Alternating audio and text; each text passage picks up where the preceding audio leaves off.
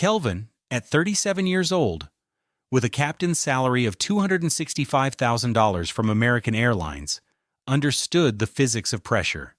He knew how aluminum tubes behaved at 38,000 feet, how hydraulic systems responded under duress, and how to maintain a calm, steady baritone over the intercom, while his Boeing 737 navigated a turbulent thunderstorm over the plains of Kansas. He was a man defined by his composure, a handsome black man whose steady hands and even steadier gaze inspired confidence in nervous passengers and junior first officers alike. His life was a series of checklists, procedures, and controlled ascents. But on a placid Wednesday evening, at precisely 8:14 p.m. in his own home, the pressure system changed without warning. Their apartment was a monument to his wife Solveig's taste, a glass-walled corner unit on the 22nd floor of a sleek Uptown Dallas tower. The rent was a staggering $8,000 a month, a figure that Kelvin never mentioned but felt in the back of his throat every time he signed the check. From their living room, the city sprawled out below, a glittering carpet of light and ambition. The furniture was all sharp angles and muted tones, a $12,000 Roche-Beaubois sectional sofa, a Noguchi coffee table that cost more than his first car, and abstract art on the walls that Solveig had selected from a gallery in the design district for a cool $30,000. It was her world. He just financed it.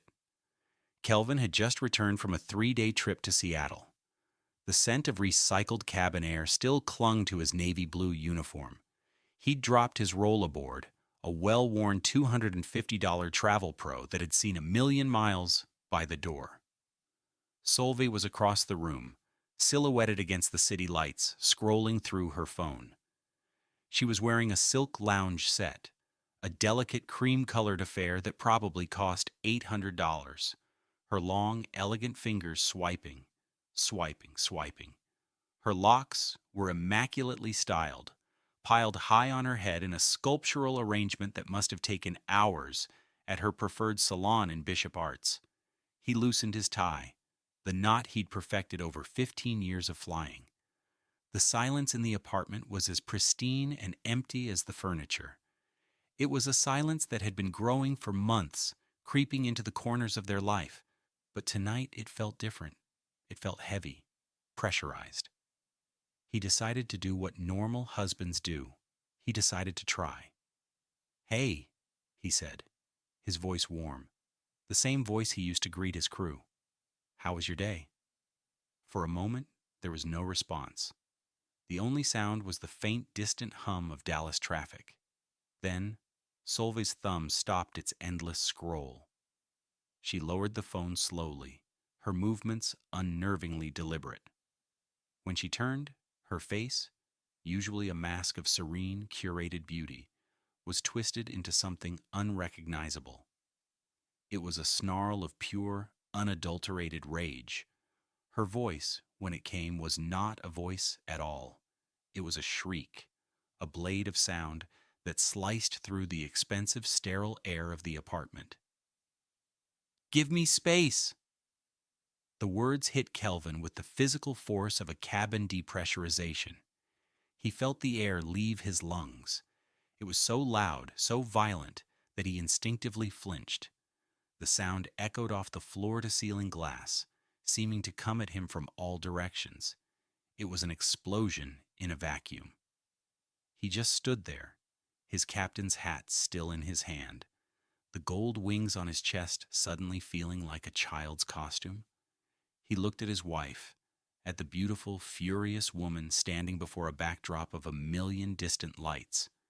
He saw the heaving of her chest, the wildness in her eyes. It was a look of utter contempt. All he had done was ask about her day, and in that single, shattering moment, Kelvin's world did not fall apart. It clarified. The slow, creeping fog of the last 4 months of her inexplicable anger, her coldness, her casual cruelty, it all burned away. The pilot in him took over. He was no longer a confused husband standing in his living room. He was a captain, assessing a catastrophic failure. The engine had seized. The fuselage was compromised. There would be no salvaging the flight. The only decision left was how to land the wreckage. He didn't shout back. He didn't ask what was wrong. He didn't beg or plead or demand an explanation. The part of him that would have done that had been eroded away over the past 120 days of her acidic hostility. He simply looked at her, his deep brown eyes holding hers without anger, without panic, only a profound and sudden emptiness. He gave a single, almost imperceptible nod. His voice, when he finally spoke, was quiet. It was steady. It was the voice of a man giving a final, non-negotiable command. "Okay," he said. He paused, letting the single word hang in the air between them, a stark contrast to her shriek. Then he delivered the rest of the sentence. "A year." Solveig's furious expression faltered, replaced by a flicker of confusion. "What? What does that even mean?" she spat, her voice still sharp, but now laced with uncertainty. Kelvin didn't answer. He turned his back on her, on the $12,000 sofa and the view she loved so much. He walked calmly toward their bedroom, the one with the $10,000 Duxiana bed and the walk-in closet filled with her $2,400 Burberry dresses and his simple, functional uniforms. He was done asking questions. The time for questions was over. He was granting her request. He was giving her space. And he was giving himself a new flight plan.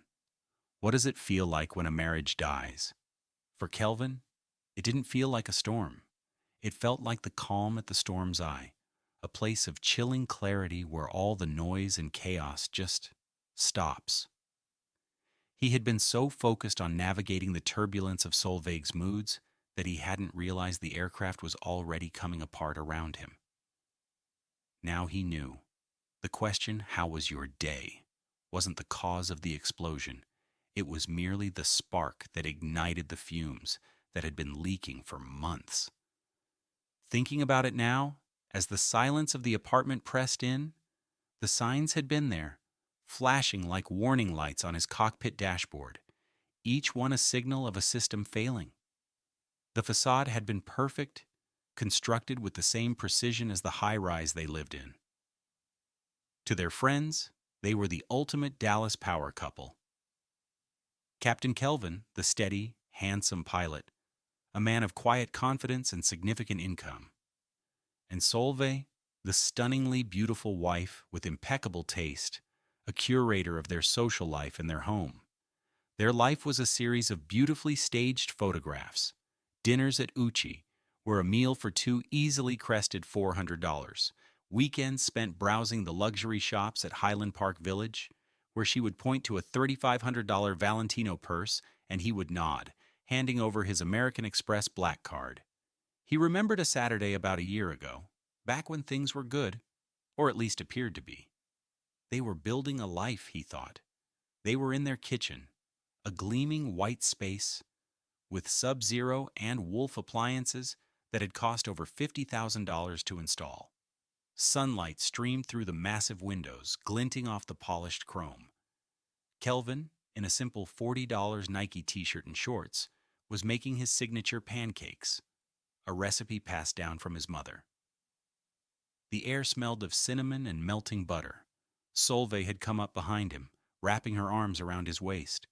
She was wearing one of his old soft t-shirts, and her hair was down, a cloud of soft coils around her shoulders. "Smells amazing, Captain," she'd murmured into his back. He'd turned, flipping a pancake with one hand and kissing her forehead with the other.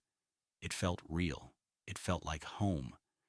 He'd bought the ingredients from the Whole Foods downstairs for about $30. She was wearing a $45,000 diamond engagement ring he'd spent 6 months saving for, a ring that now seemed to flash with an ironic coldness in his memory.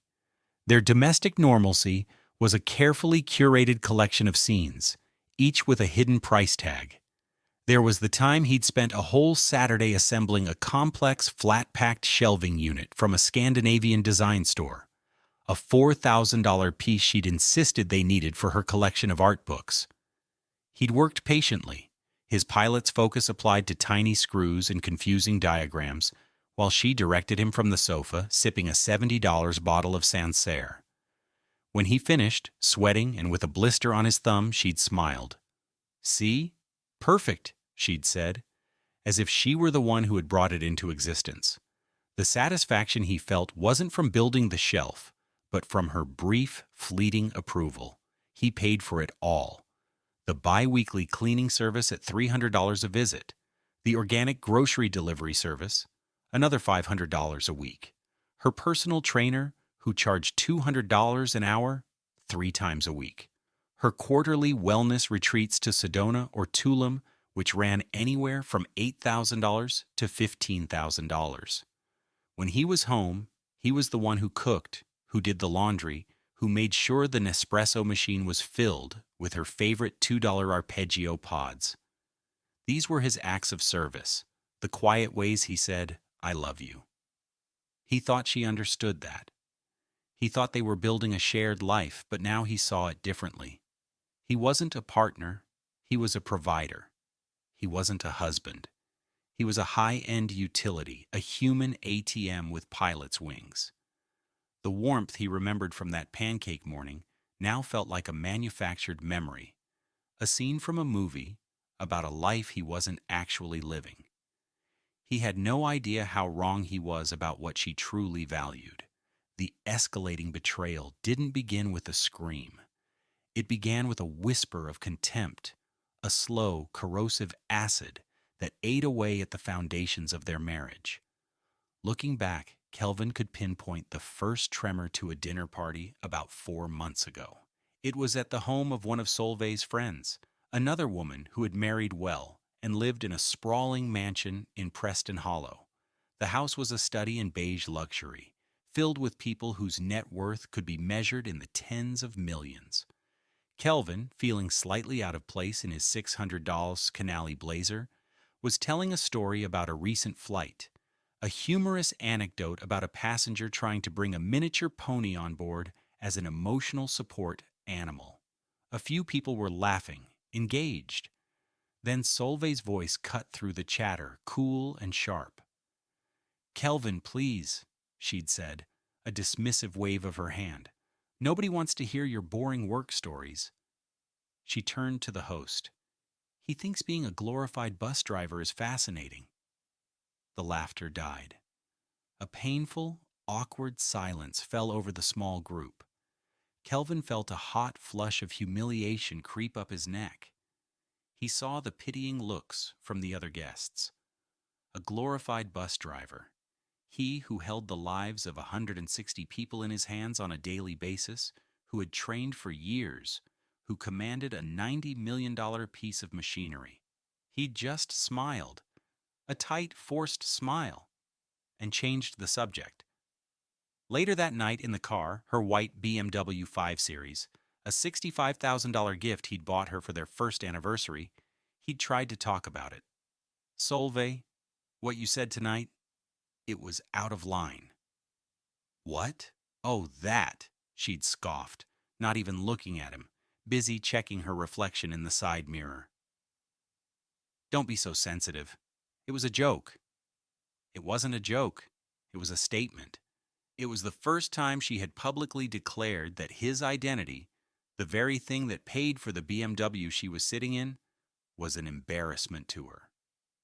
The outrage began to accumulate, a quiet, simmering deposit in his soul.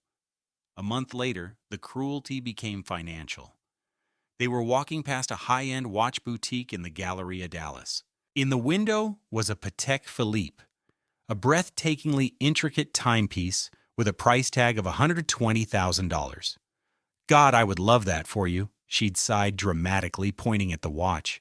"But I guess we'll have to wait until you make a real captain's salary." Kelvin stopped walking. He looked at her, then at his own watch, a sturdy, reliable $900 marathon pilot's watch, a gift to himself when he'd first made captain. It was functional, durable, and told the time perfectly across multiple time zones. It was a tool of his trade. "Solveig, I make $265,000 a year," he said, his voice low and even. That is a real captain's salary. She'd rolled her eyes, a gesture that was becoming her primary mode of communication with him. Kelvin, you don't understand. My friends' husbands, the ones in finance and real estate, they clear 7 figures. Your salary? It's cute. It covers our rent and my expenses. It's a lifestyle maintenance salary. It's not a wealth-building salary. There it was again. The condescension. The casual dismissal of the life he provided. He earned more than 98% of the country, yet in her eyes he was falling short. He was merely maintaining the lifestyle she demanded. He felt a cold knot form in his stomach. This wasn't about a watch. This was about her perception of his worth as a man, and it was tied directly to a dollar amount he could never realistically achieve, not in the profession he loved. He started to see that her ambition had no ceiling, and his value to her was contingent on funding its endless expansion. The verbal jabs soon escalated into emotional warfare. The weapon of choice was silence. It started with small things. He'd come home from a trip, eager to see her, and she would be too tired to talk, offering him a fleeting kiss on the cheek before retreating to the bedroom to watch Netflix on her iPad Pro, a $200 device he'd bought her for Christmas. The silences grew longer, more profound. Once, she didn't speak to him for 3 full days because he had accidentally put one of her delicate, hand-wash-only blouses, a $950 piece from La Perla, in the washing machine. He had tried to apologize, to explain it was a mistake. She had just looked at him with dead eyes. "You don't listen," she'd said, her voice flat. "You just don't pay attention to the things that matter." For 3 days he lived in a void. He would say good morning and get no reply. He would ask if she wanted coffee and be met with a stony glare. He ate his meals alone in the gleaming white kitchen, the silence of the $8,000 a month apartment more deafening than the roar of his jet engines. He felt like a ghost in his own home, a non-entity whose presence was merely an irritation. He started spending more time in crew lounges on his layovers, preferring the company of strangers to the icy hostility of his own wife. The outrage was no longer just a deposit. It was a growing mass, heavy and cold. The final act before the Wednesday night explosion happened just last week. It was a Tuesday. He was on reserve, meaning he was on call, but not scheduled to fly. He had spent the day at home, enjoying the rare downtime. He'd tidied the apartment, gone grocery shopping, and decided to cook her favorite meal, pan-seared scallops with a saffron risotto.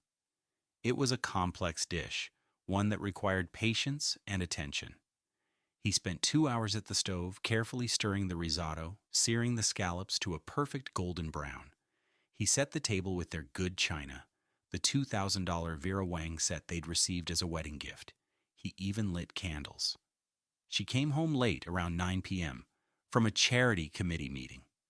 She walked in, dropped her $4,000 YSL handbag on the floor, and glanced at the beautifully set table without a flicker of emotion. "What's all this?" she asked, her tone accusatory, as if he'd done something wrong. "I cooked dinner," he said, his hopeful smile starting to fade. "It's your favorite." She walked over to the table, picked up a scallop with her fingers, and popped it in her mouth. She chewed for a moment, her expression unreadable. "It's a little overcooked," she said. Then she turned and walked toward the bedroom. "And I already ate with the girls at Le Bilboquet. I'm exhausted. I'm going to take a bath." Kelvin stood alone in the dining room, the candles flickering, the expensive, lovingly prepared meal growing cold on the plates. He looked at the 2 place settings, the 2 wine glasses, the perfect meal for 2 that was now a meal for 1. He hadn't just cooked her dinner, he had tried to connect. He had tried to offer a piece of himself, his time, his care, and she had looked at him, and declared him a little overcooked. She hadn't just rejected the food. She had rejected the effort, the love, the man himself. He blew out the candles, scraped the $80 worth of scallops and risotto into the trash, and felt something inside him finally go cold and hard. The cumulative weight of the dismissiveness, the condescension, and the soul-crushing contempt had finally reached its critical point. He just didn't know it yet. What she didn't know was that with every cruel word and dismissive gesture, she wasn't just pushing him away, she was fueling the engines for his departure. And so, it all led to this. Wednesday, 8:14 p.m. The shriek of "Give me space" was not the beginning of the end. It was the end. It was the final declarative sentence in a 4-month-long monologue of disdain. As Kelvin stood in the doorway of their bedroom, the echo of her scream still vibrating in the air, he felt a strange and total calm descend upon him. The confusion, the hurt, the desperate need to understand, it all vanished. He was no longer a husband trying to fix his marriage. He was a pilot executing an emergency procedure. The checklist appeared in his mind, clear and precise. Step 1. Secure personal effects. Step 2. Establish a safe alternate location. Step 3. Communicate intentions clearly and without emotion. Step 4. Execute departure. He walked into the massive walk-in closet. It was the size of a bedroom in a normal apartment. Her side was a boutique of color-coded designer labels: Chanel, Gucci, Prada. A row of handbags that represented at least $50,000 sat on custom-built shelves. His side was Spartan by comparison. A neat row of dark blue uniforms, a few casual shirts, jeans, and his running gear. He pulled out his larger roll-aboard suitcase, another Travel Pro, the $400 model designed for long-haul cruise. He laid it on the $10,000 Duxiana bed. Solveig was standing in the doorway now, her arms crossed, a look of baffled anger on her face. "What are you doing?" she demanded. Kelvin didn't look at her. He began to take his uniforms off their hangers, folding them with military precision. The crisp poplin shirts, the perfectly creased trousers, each one a symbol of the identity she despised. He packed 3. That would be enough. "Kelvin, I'm talking to you. What do you think you're doing?" Her voice was rising again, a sharp, interrogating tone. He moved to his dresser, opening a drawer. He took out socks, underwear, and his collection of simple, comfortable t-shirts. He folded them and placed them in the suitcase. He worked silently, his movements economical and purposeful. He was a man packing for a trip, but the finality of his actions suggested this was a one-way journey. The sensory details of the moment were sharp, hyper-real. The smooth, cool feel of the folded cotton, the subtle scent of cedar from the closet, the soft, expensive wool of the carpet under his feet. The only sound was the quiet zip of the suitcase compartments and the harsh sound of Solveig's breathing. "Are you serious?" she finally said, her voice dripping with disbelief. "You're going to pack a bag and leave? Because I asked for a little space? How childish can you be?" He stopped for a second, his hand hovering over a stack of t-shirts. He turned his head and looked at her. Really looked at her. Her beautiful face was a mask of indignation. She truly did not see. She couldn't comprehend that her words, her actions, had consequences. In her world, she was the sun, and everyone else was a planet orbiting her, their only purpose to reflect her light.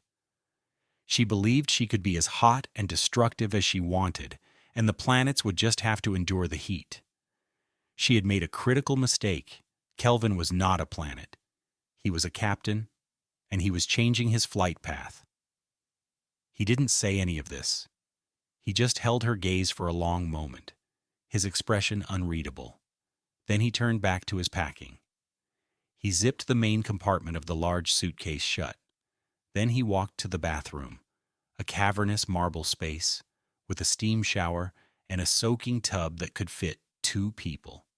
He gathered his toiletries, his toothbrush, his razor, the simple, unscented face wash he used. He placed them in his DOP kit, a worn leather bag he'd had for 10 years. He walked back out, suitcase in one hand, DOP kit in the other. He passed her in the doorway without a word. He went to the hall closet and retrieved his original rollerboard, the one he'd just brought home. He now had 2 suitcases, a pilot, always prepared. He walked to the front door of the apartment. He paused, his hand on the handle. This was it, the moment of departure. So that's it? Solveig's voice followed him, laced with a strange mix of anger and something else. The first hint of panic. You're just going to walk out? Where are you even going to go? Kelvin turned. He looked around the vast, impersonal living room, at the city lights twinkling beyond the glass walls. It looked like a hotel lobby. It had never felt like a home. He looked at her, standing there, so beautiful and so utterly oblivious to the damage she had wrought. You wanted space, he said, his voice as calm and steady as it was when he announced their cruising altitude. I'm giving it to you. Then he opened the door, stepped into the hallway, and let the heavy, soundproof door click shut behind him, leaving Solveig alone in the echoing silence of the expensive cage she had built for them both. The playing dumb phase was over. There was no evidence to gather because the evidence was the entirety of their recent life together. His silence was not a lie. It was a verdict. The drive from Uptown to Highland Park was a journey between 2 worlds. He left the cold vertical landscape of glass and steel towers and drove south, his 2018 Audi A6, a sensible $55,000 sedan he'd bought for himself, gliding through the quiet, tree-lined streets. Highland Park was old money, old trees, and old architecture. The homes were stately, set back from the road on manicured lawns. It felt grounded. It felt real. His brother Cade lived here. Cade, a successful architect, had bought and beautifully restored a 1930s bungalow. It was a masterpiece of thoughtful design, respecting the home's original character while updating it for modern life. Behind the main house was a small guest house, a converted garage that Cade had transformed into a perfect, self-contained living space. It was about 600 square feet, with a small kitchen, a comfortable living area, a cozy bedroom, and a bathroom. It was smaller than Kelvin and Solveig's walk-in closet, but it felt 1,000 times bigger. It was 9:02 p.m. when he pulled into Cade's driveway. He cut the engine and sat for a moment in the silence of the car. He sent a simple text. Hey, need to crash in the guest house for a bit. Is that okay? The reply was instantaneous. Doors unlocked, come on in. Everything all right? Kelvin typed back. We'll talk in the morning. Long night. He got out of the car, the air humid and fragrant with the smell of night-blooming jasmine from Cade's garden. He retrieved his 2 suitcases from the trunk. As he walked up the stone path to the guest house, the main house door opened. Cade stood there, a tall, thoughtful man with the same steady eyes as his brother. He was in his pajamas, a simple cotton set. Kelvin, he said, his voice filled with concern. He looked at the suitcases. This isn't for a bit, is it? Kelvin shook his head. No, Cade, it's not. Cade didn't press. He just came forward and wrapped his brother in a hug. It was a solid, grounding embrace.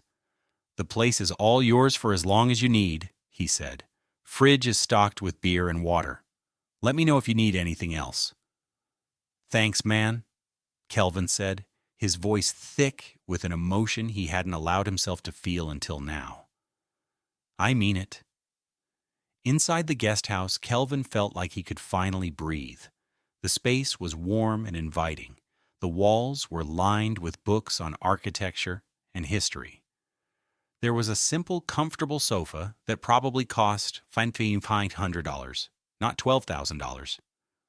On the wall was a framed photo of the 2 brothers as kids, grinning gap-toothed, their arms around each other. It was a home. He spent the rest of the night methodically unpacking, putting his uniforms in the small closet, his t-shirts in the dresser. He was creating a new, smaller, more manageable world for himself. He didn't turn on the TV. He just sat in the quiet, letting the reality of his decision settle in. He had left. He had actually left. A profound sense of relief washed over him, so powerful it almost made him dizzy. He hadn't realized how heavy the burden of Solveig's unhappiness had been until it was gone. He fell asleep on the sofa, fully clothed, and for the first time in months he slept without dreaming. The next morning, Thursday, he woke at 6 a.m., his internal pilot's clock kicking in. Sunlight streamed through the windows, illuminating dust motes dancing in the air. He made coffee in the simple Mr. Coffee machine, a $30 appliance that did its job perfectly.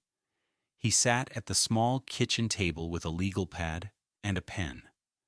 This was the strategic planning phase. He called his union representative first, a grizzled senior captain named Earl, to get a recommendation for a top-tier divorce attorney. Earl didn't ask questions, just gave him a name. Anya Sharma. She's a shark, but she's fair, and she's the best. Her office is in the arts district. She'll cost you, but she's worth it. At 8:30 a.m. sharp, Kelvin called Ms. Sharma's office. He got her paralegal. Ms. Sharma's rate is $1,500 per hour, with a $10,000 retainer due up front, the paralegal said in a crisp, no-nonsense voice. That's acceptable, Kelvin said without hesitation. I'd like to schedule the earliest possible consultation. He was booked for 2 p.m. that same day. For the next few hours, Kelvin prepared. He accessed his financial accounts online, printing out statements.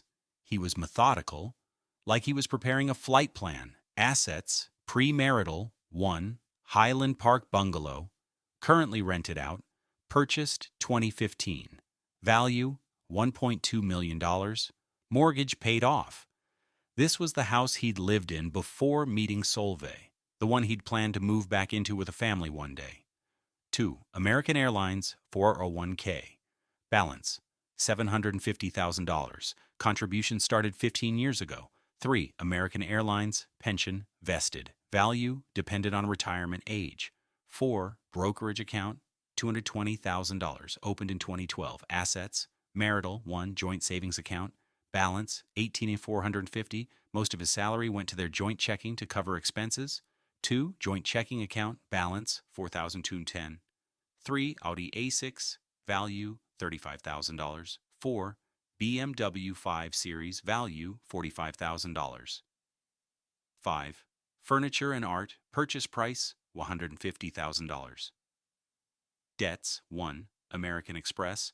Black card. Balance, $28,000. Almost exclusively Solveig's spending from the past month. He made a list of key dates: when he bought the bungalow, when they met, when they got married, 2 years ago, when her behavior began to change, 4 months ago. He didn't write down the cruel things she'd said. He didn't need to. They were seared into his memory. He would be the evidence. His calm, factual testimony would be more damning than any angry accusation. At 1:30 p.m., he drove to the Arts District. Anya Sharma's office was on the 40th floor of a gleaming office tower, with views that rivaled his old apartment. Ms. Sharma was a striking woman in her 50s, with sharp, intelligent eyes and a flawlessly tailored $4,000 Armani suit. She listened intently as Kelvin laid out the facts, his voice never wavering. He presented his file of financial documents. She reviewed the printouts, her expression sharp and focused. "Captain," she said, her voice precise, "you are in a very strong position. The marriage is short.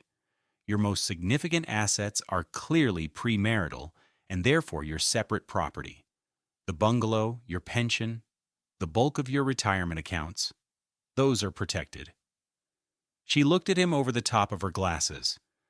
"The key here is your composure. You are credible. You are not emotional. You are factual. Courts appreciate that. Her behavior, as you describe it, constitutes emotional cruelty, which can be a factor. But we don't even need to lean on that. We'll lead with the financials. They are indisputable. What's the plan? Kelvin asked. Simple, she said. We file tomorrow morning. We'll petition for divorce on the grounds of insupportability. We will offer her a settlement that is fair but firm. She can keep her car, her personal effects, and half of the joint bank accounts. She will be required to vacate the apartment at the end of the current lease term, which you will continue to pay for as a gesture of goodwill. We will make it clear that any attempt to contest your separate property will be met with overwhelming force. My goal is to make this clean, fast, and final. Kelvin felt a weight lift. Okay, he said, let's do it. He transferred the $10,000 retainer from his brokerage account right there in her office. As he left, Anya Sharma shook his hand. Captain, you did the right thing by leaving immediately and not engaging. Your restraint is your greatest strategic advantage. They had no idea what was coming, but Kelvin finally felt like he was back in control of the aircraft. The strike was executed with the precision of a coordinated military operation. On Friday morning at 9 a.m. sharp, Anya Sharma's office electronically filed the petition for divorce with the Dallas County Court. By 10:30 a.m., a process server, a discreet man in a simple business suit, was dispatched to the Uptown apartment. But Solveig wasn't there. Anya, having anticipated this, had authorized a secondary location. A quick search of Solveig's recent social media posts, a tool Anya's firm used with practiced ease, showed her having brunch. A post from 10 minutes ago, tagged at Le Bilboquet in the Knox district. The caption read, "Lovely Friday with my faves. Mimosas are a girl's best friend," with a picture of 3 clinking champagne flutes. The process server was redirected. At 11:15 a.m., Solveig was laughing, holding a $650 Bottega Veneta clutch in her lap, listening to one of her friends complain about a contractor. The restaurant was a hub of Dallas's see and be seen crowd, a place where appearances were everything. The process server approached their table quietly. "Solveig Adwoli?" he asked, his voice neutral. Solveig looked up, annoyed at the interruption. "It's Solveig Adebayo King now," she corrected him haughtily, emphasizing Kelvin's last name. "These are for you," the man said, placing a thick manila envelope on the table next to her half-eaten plate of avocado toast, which cost $24. He turned and walked away without another word. Solveig stared at the envelope. Her friends fell silent. The laughter evaporated. "What is that?" one of them, a woman named Chloe, asked. Solveig picked it up, a frown creasing her brow. She tore it open. Her eyes scanned the first page, the bold heading, "Original Petition for Divorce." Her face, which had been animated and glowing moments before, went completely white. The color drained from her cheeks as if a plug had been pulled. Her hand began to tremble, rattling the silverware on the table. "Solveig? What is it?" her other friend, Madison, whispered. Solveig didn't answer. She frantically flipped through the pages, her eyes darting back and forth. She saw the legalese, the cold, black and white print detailing the end of her marriage. She saw the list of Kelvin's separate property, the bungalow, the pension, the brokerage account, all clearly marked as his and his alone. She saw the settlement offer, so clinical and final, half of less than $23,000, her car, her clothes, and a deadline to vacate the apartment. The world around her seemed to recede. The chatter of the restaurant, the clinking of glasses, it all faded into a dull roar. Her carefully constructed reality was shattering right there on a sun-drenched patio, in front of the very people she most wanted to impress. It was a public execution of her status. She fumbled for her phone, her $2,400 iPhone 14 Pro Max. Her fingers, usually so graceful, were clumsy and shaking. She stabbed at the screen, pulling up Kelvin's contact. She hit call. It went straight to voicemail.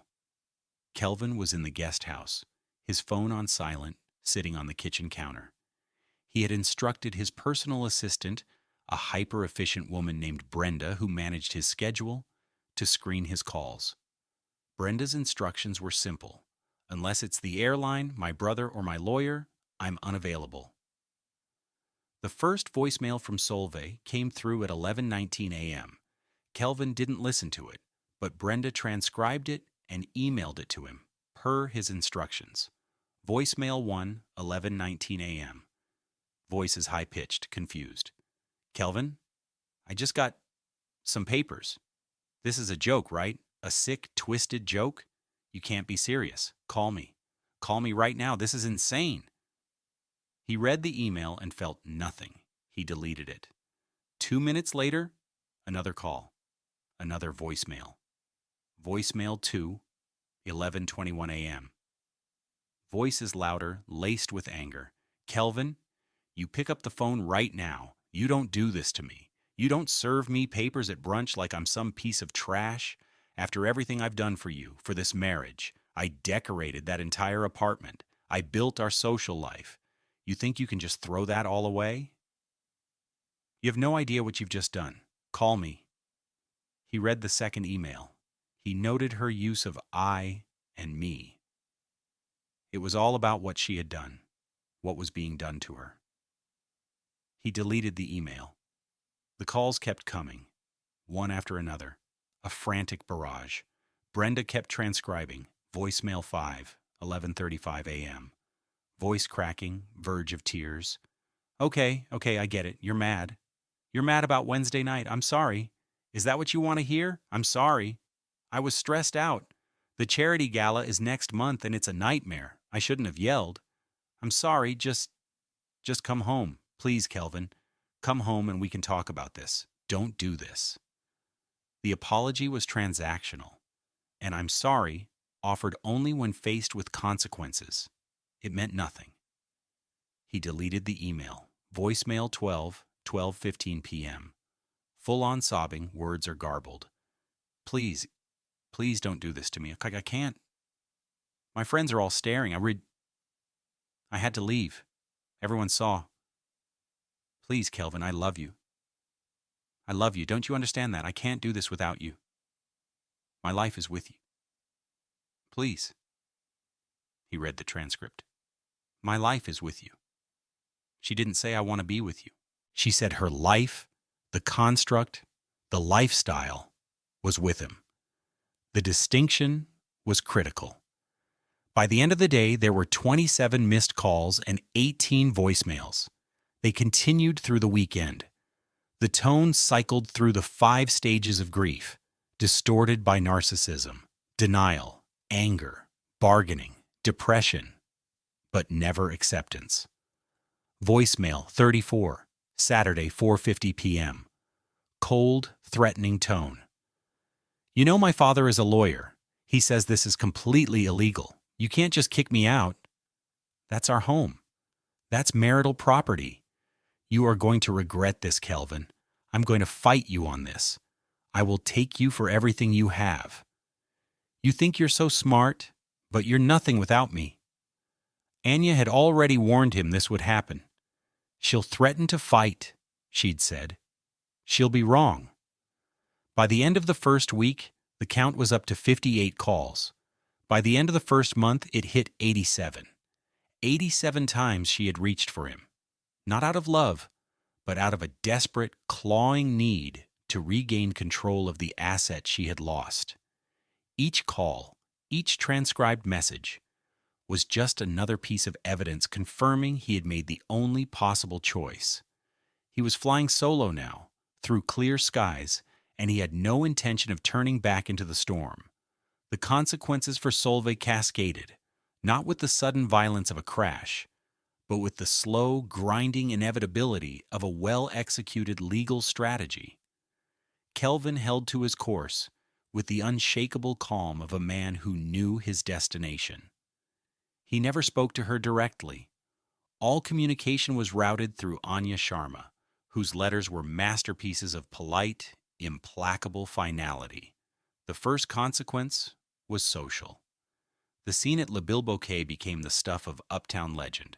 The story, embellished with each telling, was that the stoic, handsome pilot had finally had enough of his demanding, social-climbing wife and had her served divorce papers mid-mimosa.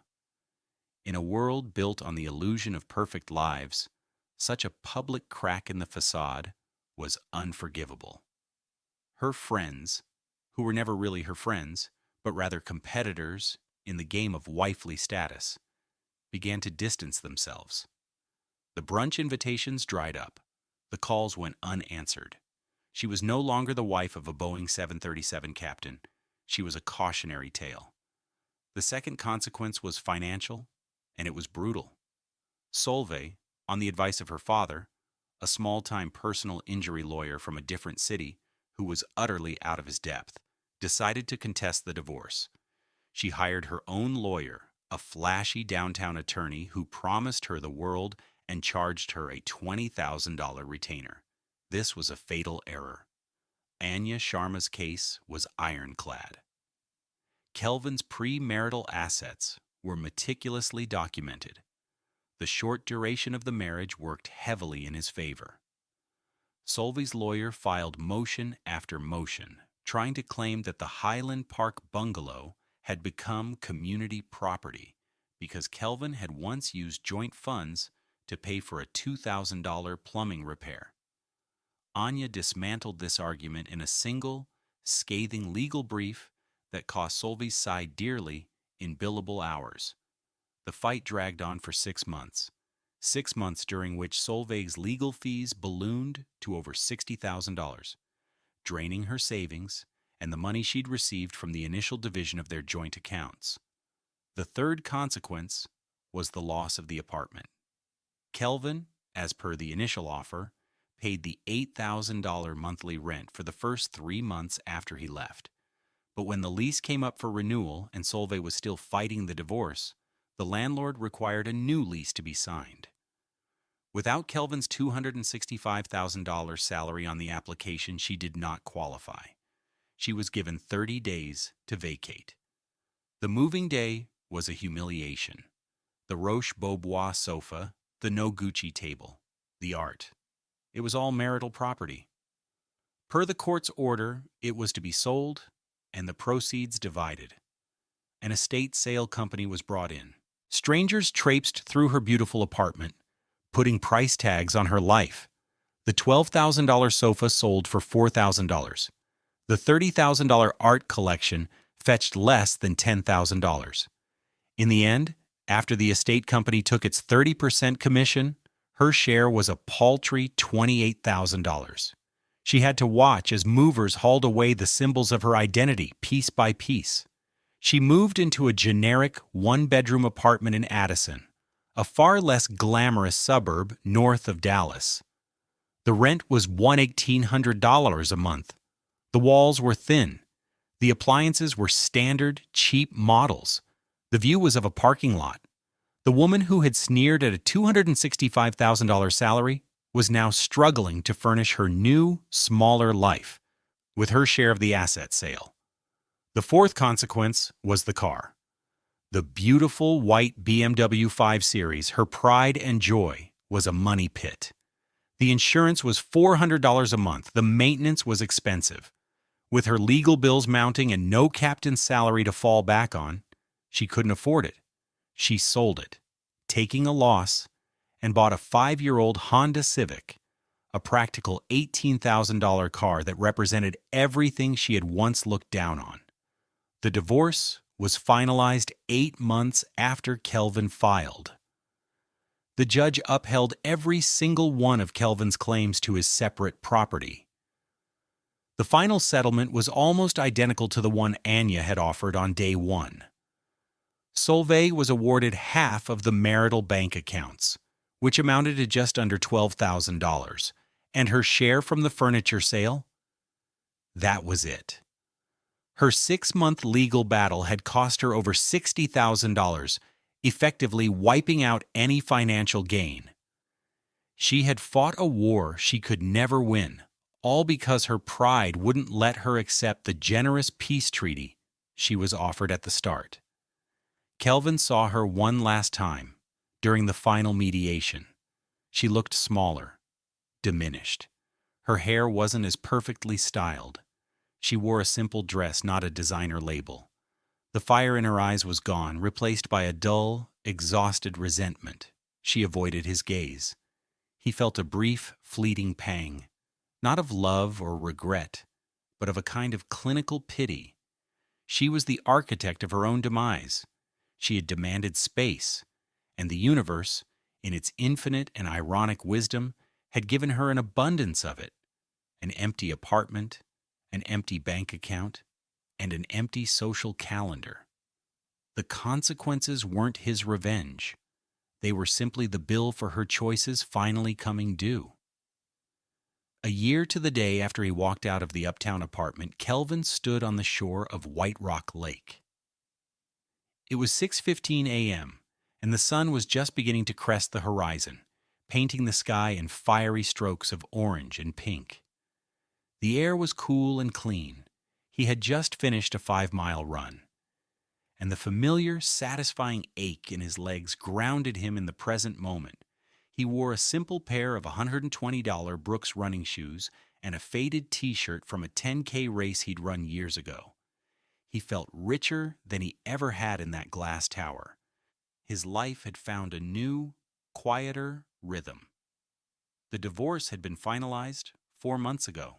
He had sold the Highland Park bungalow, which had become a symbol of a future he no longer wanted.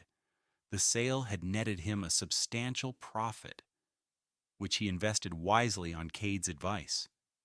He'd moved into a modest but comfortable 2-bedroom condo in the Lakewood area, near the lake. It cost him $2,800 a month, a fraction of his old rent, and it felt more like a home than the Uptown apartment ever had. The walls were decorated not with expensive abstract art, but with framed aeronautical charts and photographs he'd taken on his travels. A sunrise over the Grand Canyon from 35,000 feet. The northern lights from a layover in Iceland. He was still a captain, but his relationship with his job had changed. He found a new sense of purpose in mentoring. He had taken a young first officer under his wing, a brilliant young black woman named Maya, who had just graduated top of her class. He saw the same spark in her that he'd had 20 years ago. He spent time with her in the simulator, sharing the small, hard-won tricks of the trade that don't appear in the manuals.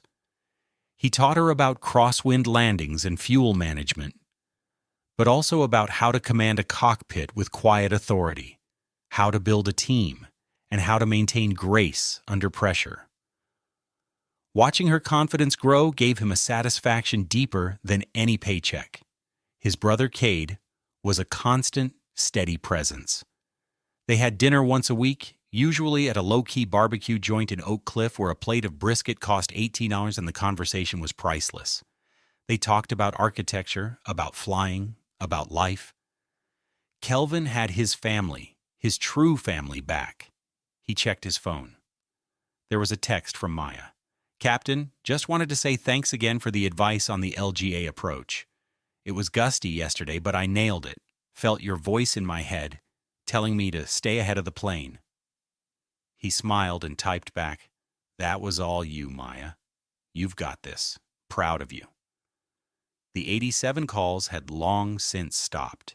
He'd heard through the grapevine that Solveig had moved back to her hometown to live with her parents. He felt no triumph in this, no schadenfreude. He only felt a quiet sadness for the person she might have been if she hadn't been so consumed by the hunger for more. He forgave her, not for her sake, but for his. Forgiveness was the final item on his checklist, the one that cleared him for takeoff into the next chapter of his life. He looked out over the water, shimmering in the morning light. He thought about the word she had screamed at him. Space.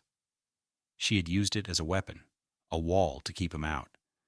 But he had learned that space was something else entirely. It was the sky he flew through, vast and full of possibility. It was the quiet of his new apartment, filled with peace instead of tension. It was the open trail around the lake, where his body and mind could run free. It was the emotional room to breathe, to be himself, without judgment or condescension. She had demanded space as a rejection, and in granting her wish, he had found his own salvation.